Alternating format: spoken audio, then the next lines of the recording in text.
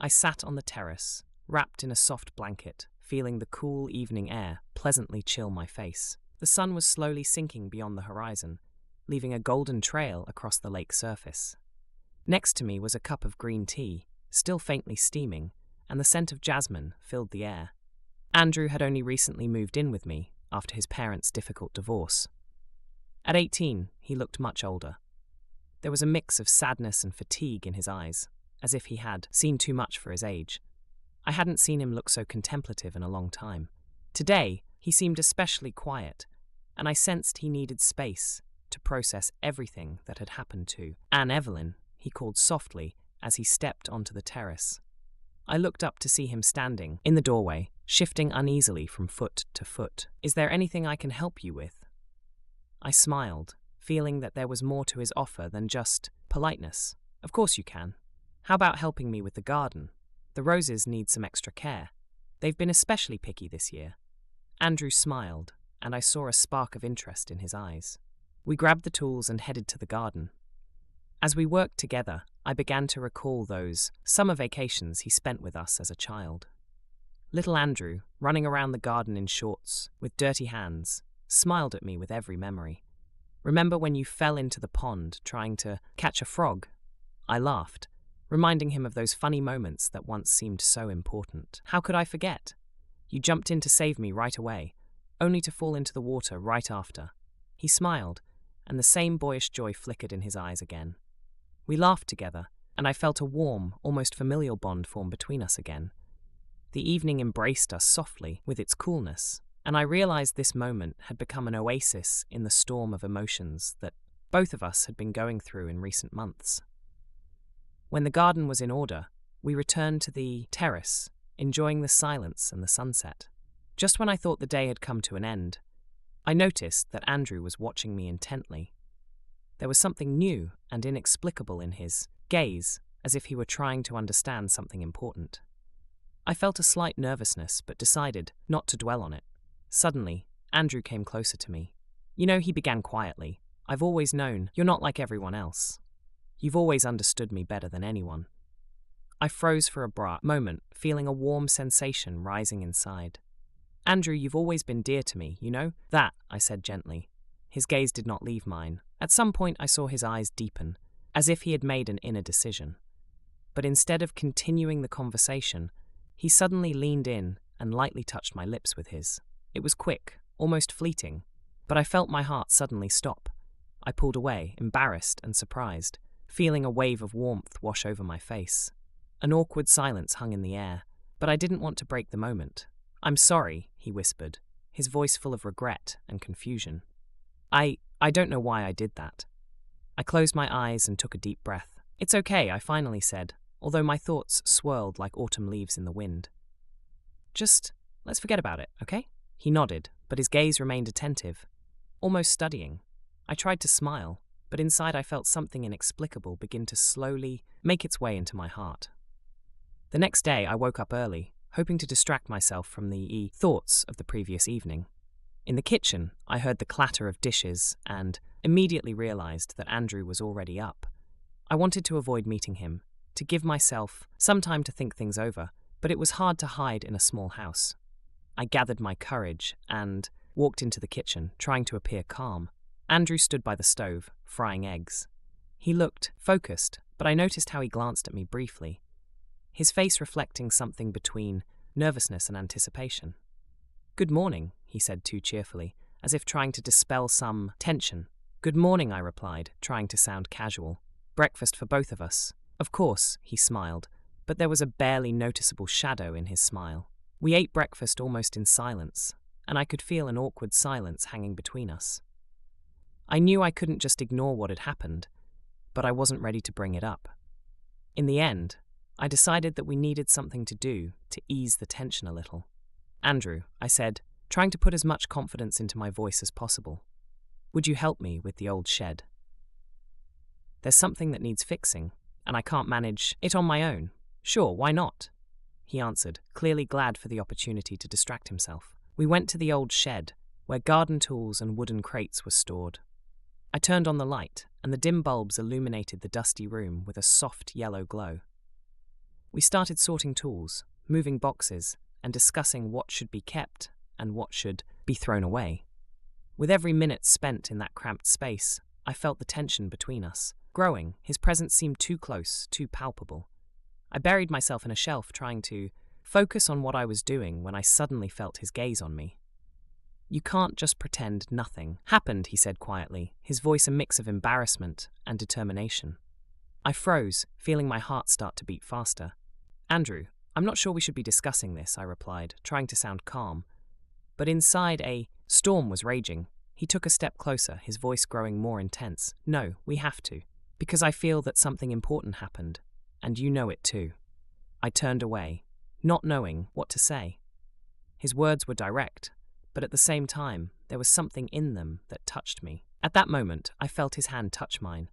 I turned sharply to face him and saw his eyes, deep, filled with emotions he couldn't hide.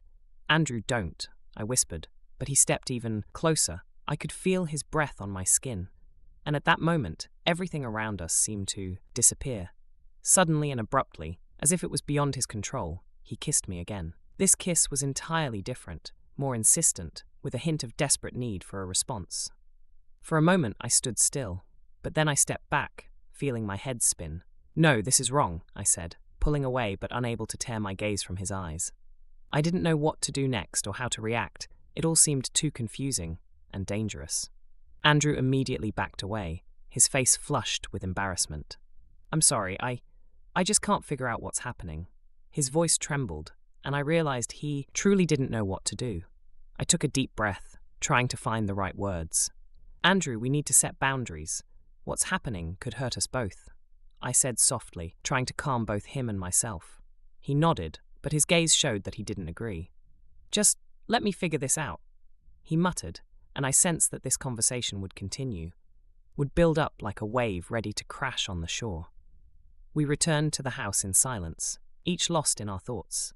But I knew one thing. This story was only beginning, and it would unfold further, leaving neither of us unchanged. In the days that followed, I tried to behave as if nothing had happened. I immersed myself in routine, planned meetings with friends, took care of household chores, and tended to the garden. But every time I saw Andrew, his presence triggered a gay sense of unease within me that was becoming harder and harder to ignore. I noticed he was also trying to avoid conversations and even eye contact. This made our living under the same roof feel strange and tense. So I decided that we needed to break this cycle of awkwardness and distract ourselves with something completely different. "Andrew," I said one morning over breakfast, trying to sound casual, "how about we go to the farmer's market in the neighboring town today? We could take a walk, buy some fresh produce. Maybe it will help us relax a bit." He looked at me with slight surprise, but then nodded. "Why not?" he said, his voice even, though I caught a flicker of gratitude in his eyes. Perhaps he too felt this was an attempt to ease the tension that had become almost unbearable. We drove to the nearby town on a narrow road lined with fields and forests. I turned on the radio, and the music filled the car, attempting to fill the silence between us. We exchanged a few words about the weather, about how long it had been since we last visited the bee market, but every conversation felt forced and unnatural. At the market, the air was filled with the sense of fresh fruit, pastries, and flowers. We wandered between the stalls. I tried to appear cheerful but constantly felt his presence nearby, too close, too palpable. We bought some apples, cheese, and bread. Everything seemed ordinary, but beneath the surface, I sensed something strange and unknown rising. As we passed by an antique shop, Andrew suddenly stopped and pointed to the window. "Evelyn, look," he said, his voice unexpectedly animated. I turned and saw what he was pointing at, an old music box adorned with faded gold and ceramic inserts. For a moment, my breath caught. I began, but my voice trembled. "It looks like my grandmother's," I finally said, unable to take my eyes off the box. "It does." Andrew came closer, his fingers touching the glass of the window. "You said it was very dear to you." I nodded, feeling goosebumps run across my skin. "Yes, it was her jewelry box. She kept old letters and photographs in it." Andrew was silent, but I saw that he was watching me intently, as if trying to understand why this year mattered so much. "Do you want to go inside?" he asked quietly. I nodded, and we entered the antique. Inside, it was dark and smelled of dust. The box sat on a shelf among many other forgotten objects. I took it in my hands and carefully opened it. Inside lay an old dried rose and hue, several yellowed letters. Andrew glanced at the letters, and something in his expression changed. "Can I take a look?" he asked cautiously. I handed him the letters, and he began to leaf through them, his face growing serious. "There's something here about our family," he said, sounding almost surprised by his discovery. "About some arguments that happened before I was met." I felt a surge of anxiety rising within me. These letters, I didn't know they still existed. I said, suddenly wanting to take them back from him. But he continued reading, and suddenly his face darkened. "Why didn't you ever tell me about those events, Evelyn?" His voice was restrained, but I could sense his agitation. "This isn't something you talk about over dinner." I tried to joke, but I could hear the tremor in my voice. "Andrew, some things are better left in the past."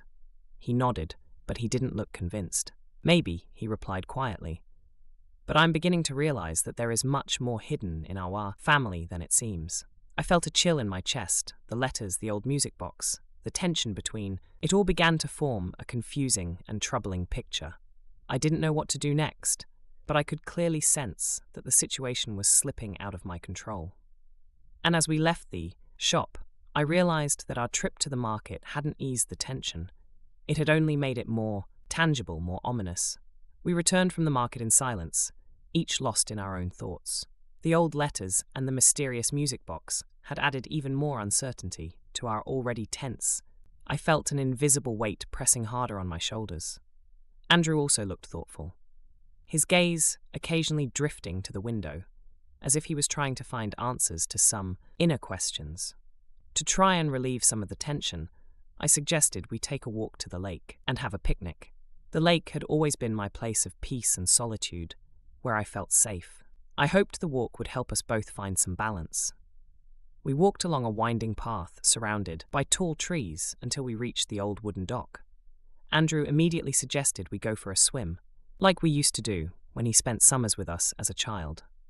"Come on, the water is so warm," he shouted with a smile that suddenly seemed too bright, too desperate.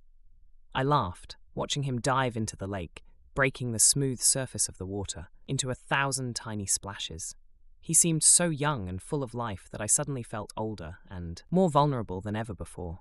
The water, the sun, his laughter, it all seemed unreal, like a scene from long ago when everything was simpler and clearer.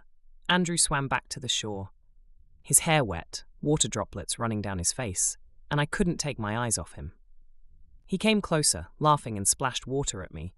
I flinched in surprise and laughed back. At that moment, I felt him come even closer, so close that I could hear his heartbeat quicken. He looked at me with such determination, as if trying to reach deep into my thoughts. "You know, Evelyn," he began, his voice quiet but confident, "you've always been more to me than just an aunt. I can't hide it anymore." I froze, not knowing what to say. There was something dangerous in his words, as if he had crossed a line I was trying to draw. Panic spread inside me. "Andrew, you don't understand what you're saying," I said, trying to stay calm. "No, I do," he replied firmly, taking another step closer to me. "Maybe you're just afraid to admit it." And before I could say anything, he leaned in and kissed me again. But this kiss was different. It was full of spontaneity and determination, and I felt something tighten inside me. His lips were warm, filled with confusion and intensity, as if he were trying to express all his unresolved feelings in this one moment. At first I stood still, stunned, but then I felt a strange warmth rising within me. It seemed as if everything around us disappeared, and there were only the two of us on this old dock, surrounded by the mirror-like surface of the lake. For a second, I gave in to the feeling, but then I abruptly pulled away, as if waking up from a strange dream. "No, Andrew," I said, feeling my voice tremble. This shouldn't have happened. We need to stop."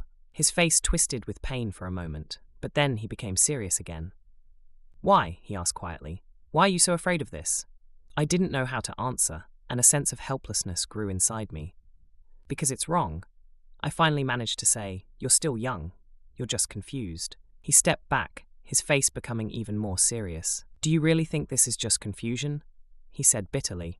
"I feel like I found something real here. Something that can't just be ignored." "Andrew, we need to go back home," I said, trying to change the subject. sensing that this conversation was leading us into dangerous territory. I turned and walked away from the lake, trying to hide the trembling in my hands. I heard him catching up to me, but I didn't look back. We walked in silence, and I felt something invisible settle between us, something more than just words or actions. It was a shadow I couldn't ignore, a shadow that seemed to grow darker with each step, pushing us toward the edge of something unknown and frightening. When we returned home, the evening light slipped across the walls, painting them in warm shades of orange and pink. I felt exhausted, like after a long, heavy sleep that leaves a vague sense of anxiety. Andrew went to his room, and I stayed in the kitchen, mindlessly sorting through the products we had bought at the market. Inside me, a whirlwind of emotions still raged: guilt, fear, pain, and something else I couldn't identify. Suddenly, I heard a knock on the door. It was an unexpected, sharp knock, as if someone had come with urgent news or a pressing matter. I flinched and went to open it, not knowing what to expect. Standing at the door was my mother, Ella. She looked anxious with worry on her face. "Mom, what's happened?" I asked, feeling a growing sense of unease inside me. Ella looked at me, sharply, as if studying every line of my face. "I need to talk to you," she said, entering the house, as if she owned it rather than being a guest, and with Andrew too. I felt everything inside me tense up. "Why with Andrew?" I asked cautiously, closing the door behind her. "Because I know something is going on between you two," she said directly, her words hitting like a punch to the stomach. I immediately felt a wave of panic overwhelm me. "What do you mean?" I tried to feign ignorance, but my voice betrayed me, trembling. "Don't pretend, Evelyn," she replied, sharply. "I've seen the way you look at each other, and you can't hide that expression on your face. Tell me the truth." I felt everything turn upside down inside me. Mom had always been perceptive, too attentive to details. "There's nothing between us, Mom," I said calmly, trying to keep my voice steady. "We're just confused. It's a difficult time for both of us." Ella gave me a skeptical look, her face remaining stern. "Confused?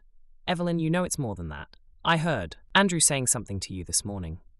He isn't hiding his feelings." I felt fear rise within me.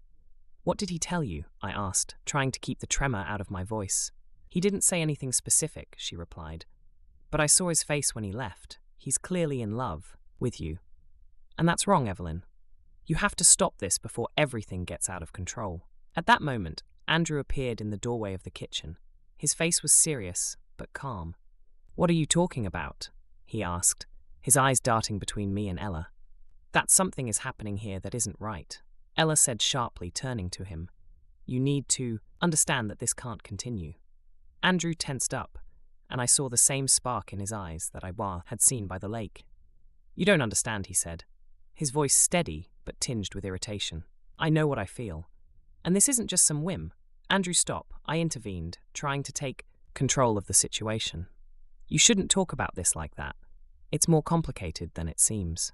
Ella turned to me abruptly. "You tell him to stop, but you can't do it yourself, can you?" "Well, I can't just leave it like this. I'm going to call your father, Andrew. Let him decide what—" "No, Mom, don't." I almost shouted, feeling my words hang in the air, but it was too late. Andrew, standing in the doorway, froze. "Are you serious?" he asked quietly, but there was an undertone of anxiety in his voice. "You're going to involve my father. Is that all you can do?" "Yes, I am," Ella replied firmly, "because I see you're getting entangled in this, and I won't let you both ruin your lives." Andrew looked at me, his eyes filled with disappointment. "Did you know she would do this?" he asked, and I felt everything inside me tighten. "No, I didn't know," I mumbled, feeling the pain rising inside. Andrew turned to Ella. "Fine," he said coldly. "If you think getting my father involved will fix everything, then go ahead. But I'm leaving. I'm not going to stay here and listen to you decide what's right for me." He turned and quickly headed for the door without looking back. Ella, agitated and angry, also made her way to the exit, giving me one last look full of disappointment. "You should have been smarter, Evelyn." She threw over her shoulder before the door closed behind her. I was left alone in the quiet, empty house, feeling the cold walls closing in around me. I knew something important had just snapped, like a thin thread that couldn't be tied back together, and whatever happened next, I could no longer avoid the consequences.